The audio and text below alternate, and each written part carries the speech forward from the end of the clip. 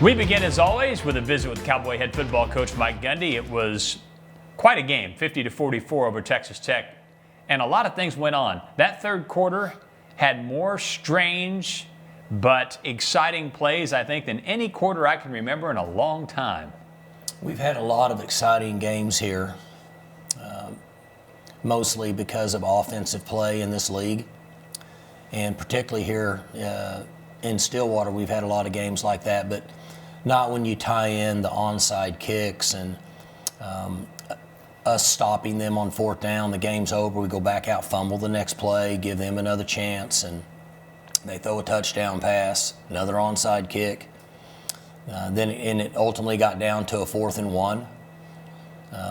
So I would agree with you.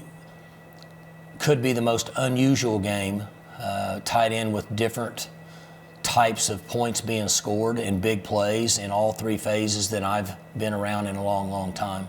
36 carries for 235 yards and 3 first-half touchdowns for Desmond Jackson, replacing both Chuba Hubbard and L.D. Brown, who were injured, so he came into the game third string.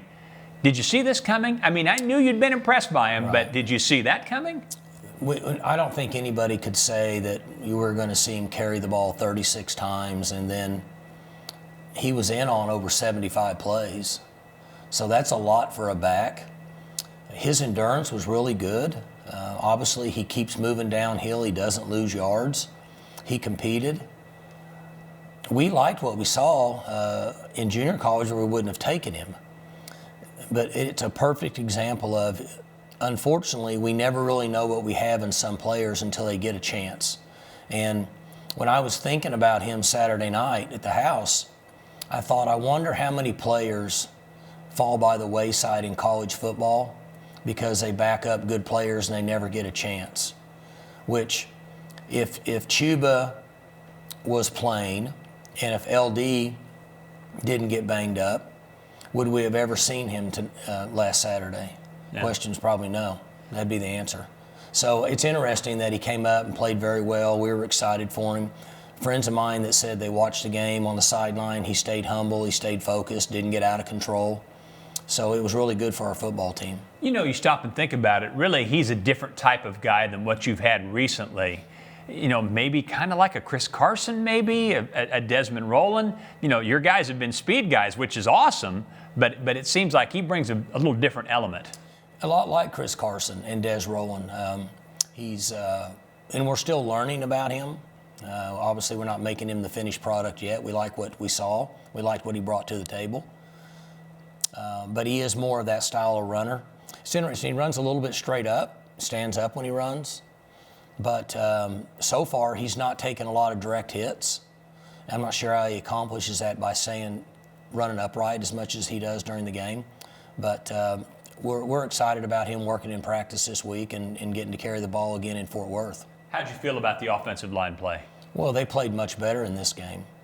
The 5 guys that practiced all week at the positions that we practiced them played in the game, and knock on wood, we stayed healthy. We didn't have to move a guy out and play musical chairs. And Tech has had some decent days on defense in games. I mean, they've given up some points at times, but they've been decent against the run.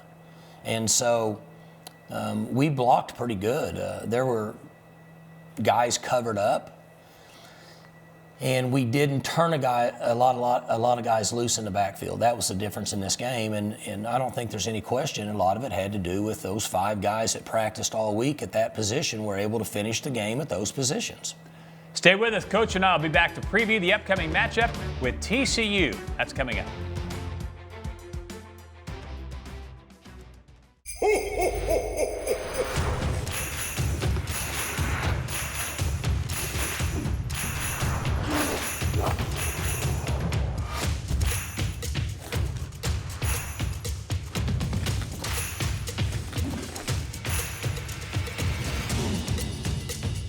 Give the gift of fun to everyone on your list with in-store assembly and free curbside pickup. Make this Christmas brighter together with Academy Sports and Outdoors.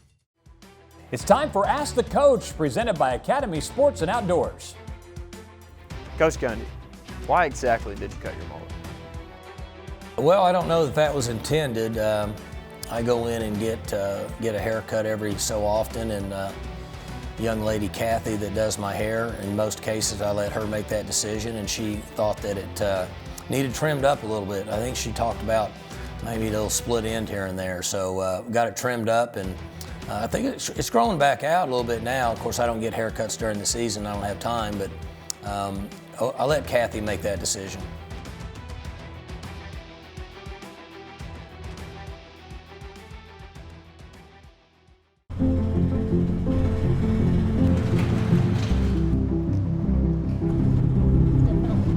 Do you have butter lettuce over there? Yeah.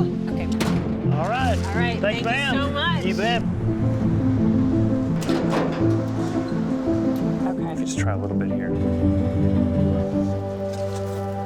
Hey, Jay, can you grab that? We'll get right on it. Thank you. I know how much you guys love tomatoes, so I have stories to tell you about these tomatoes. ADM Milling is really a part of the fabric of the Enid community. So if we were to have lost them, it would have been more than the 70 jobs that they employ. OG&E, the City of Enid, and the Enid Regional Development Alliance were all great to work with. Not only does it allow for the growth of the new mill, but also the power is there to make that happen for the future.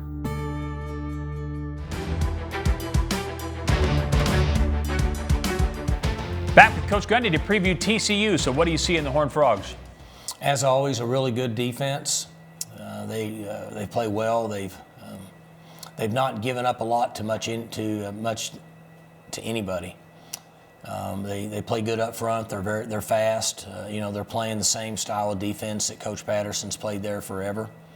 They're going to challenge you and press you on the edges, and they'll play some soft, but they don't back up a lot. So it'll be a real challenge for our offense. The game will move really fast for the guys up front with what we're going to see in the box. And then looks like offensively that they're getting a little bit better each week. They're scoring some points, and the quarterback can really, really run. A lot like what we saw from Kansas State, but I think because of his experience and maturity, he's a better thrower now than the young man at Kansas State had only played a game or two when we played him. So we'll have to be really sound in the quarterback run game and then be able to defend some empty routes with nobody in the backfield. They like to do that some and mix it in. So we got a lot of work ahead of us this week.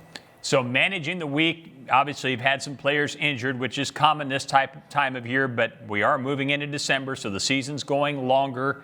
Any alterations to the practice schedule, or what things are you watching for maybe to offer you clues about the potential for alterations? We gave the players off on Sunday night. We brought them in and did all the video and teaching and coaching, but we didn't put them in a position to make them practice on Sunday night because we're so far into it. And both sides of the ball had almost 90 plays. So there was a lot of football that was played in that game, and we felt they would be better served, to get back to their apartment or their dorm and get something to eat and go to bed and try to recover a little bit and get back to work on Tuesday. Stay with us. A look at the unveiling of the statue of Boone Pickens, and we'll tell you the story of wide receiver Tay Martin when we come back.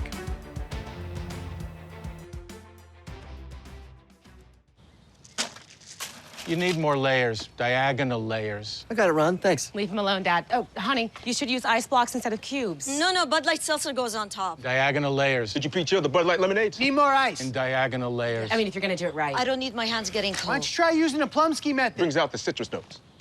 Dad? Gotta crush the ice, son. Okay, I'm out. What's his problem? Whenever packing the cooler really matters, there's a Bud Light there.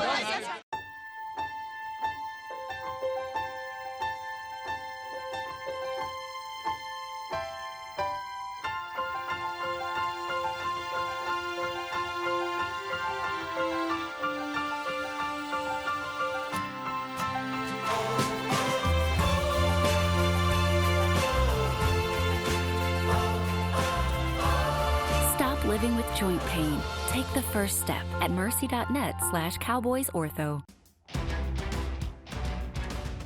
There is a brand new addition to the West End Zone here at Boone Pickens Stadium. As you can see behind me, earlier on Saturday before Oklahoma State kicked off against Texas Tech, the university unveiled a statue of the stadium's namesake. In 3, 2, 1, boom!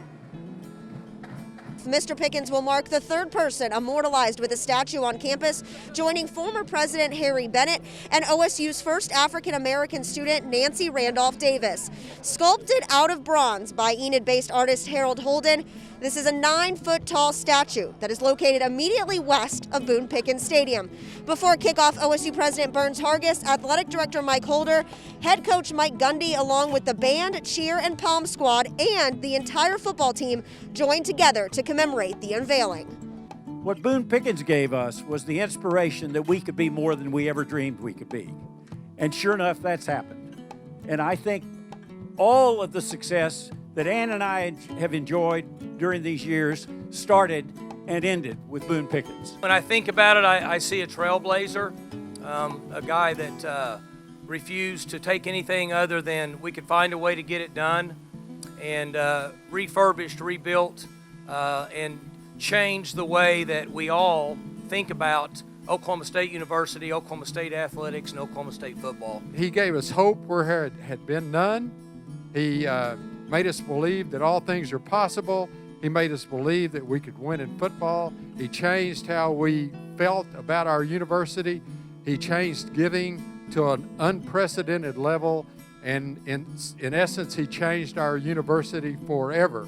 And for those reasons, he was and he will always be the greatest Cowboy of them all. Now, this isn't the only statue expected to grace the West End Zone here at Boone Pickens Stadium. One of Heisman winner Barry Sanders is expected to be commissioned in the future. This is not good. I need you to pick me up at 5:30. and then everybody runs. What is he doing?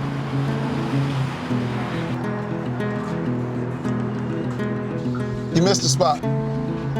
This college application, I gotta get all my references. It's just a lot. I can get used to having my own chauffeur. Oh, yeah? No texting. All right. Watch out for dogs. I got it, I know. Don't let Trevor drive.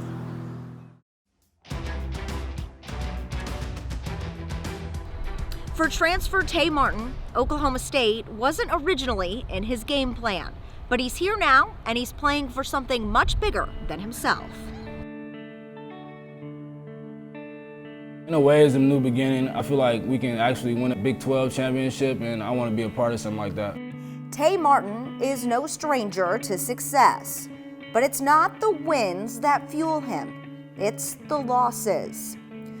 Growing up, it was, all fine up until, high school, when suddenly my mom passed away. She had a heart attack, cardiac arrest.